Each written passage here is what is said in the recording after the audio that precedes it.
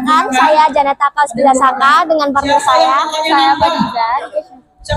Kami dari Sekolah SMP Negeri 4 Surabaya, perwakilan dari Surabaya yang mengikuti kegiatan Jambore Sekolah Ekologis ini. Nah, di sini kami telah membawa produk-produk, yaitu di sini ada kami membawa mading. Di sini mading ini kami menterterakan mengenai program-program yang kami jalankan di sekolah.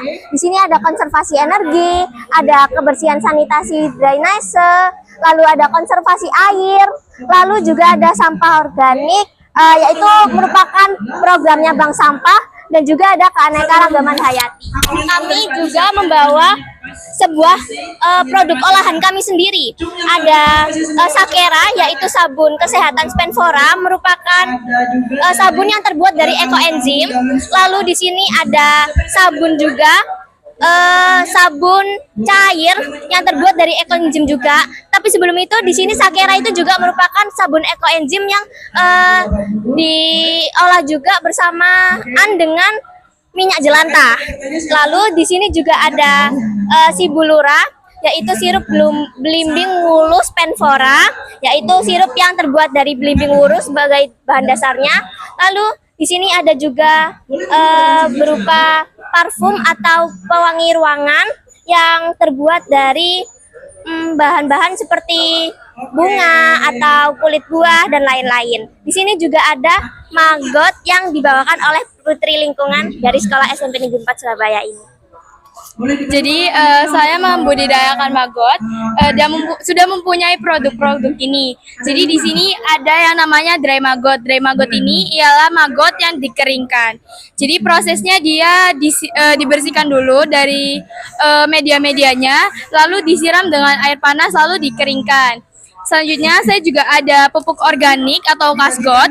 Jadi pupuk organik ini dari sisa-sisa makanan dan juga media yang tidak terurai oleh maggot ini, dan dia berfungsi untuk lebih memberi nutrisi kepada tanaman-tanaman. Jadi dia lebih subur seperti itu.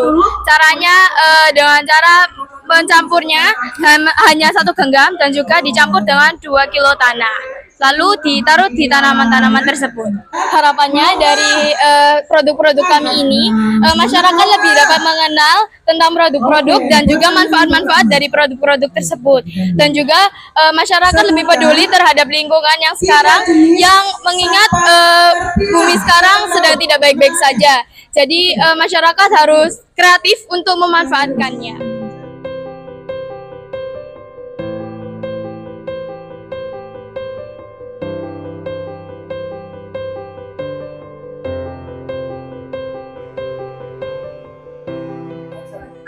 Saya mengikuti program Pangeran dan Putri Lingkungan Hidup yang diselenggarakan oleh Tunas Hijau, dan saya memilih proyek Bumaza atau Maggot. Jadi di dalam di dalam proyek saya sudah mengolah food waste sebanyak 20 ton, dan saya sudah menjalankan dari Juni 2024 sampai sekarang. Dan saya juga sudah mempunyai maggot sebanyak 1,2 ton, dan itu termasuk siklusnya. Saya sudah meneliti tentang maggot saya, dan berhasilkan lemak, protein, dan juga karbohidrat.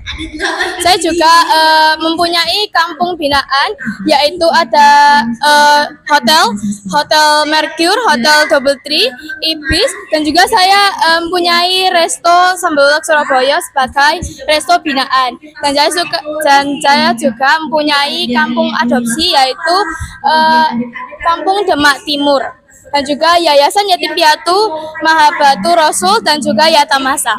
Baik, jadi dari program Bumaza ini kita itu menghasilkan ekonomi sirkuler, di mana dari produk yang tadinya sampah yang orang buang yang tidak berguna itu menjadi produk yang sangat berguna dan bermanfaat untuk berkelanjutan untuk selanjutnya, yaitu yang disebut dengan ekonomi sirkuler seperti itu.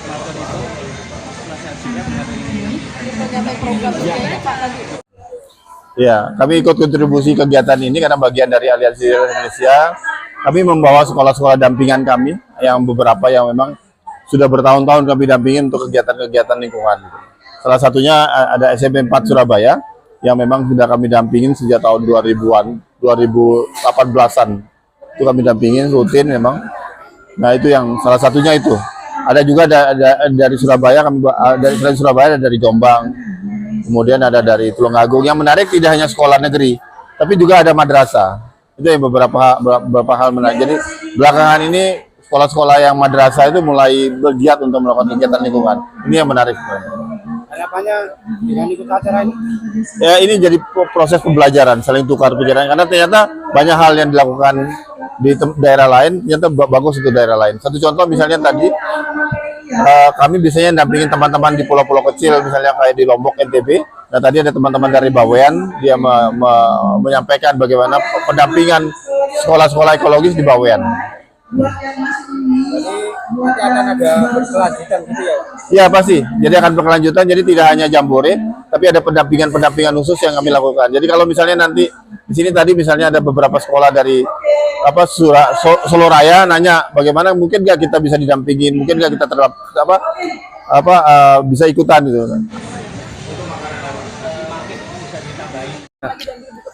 Oh.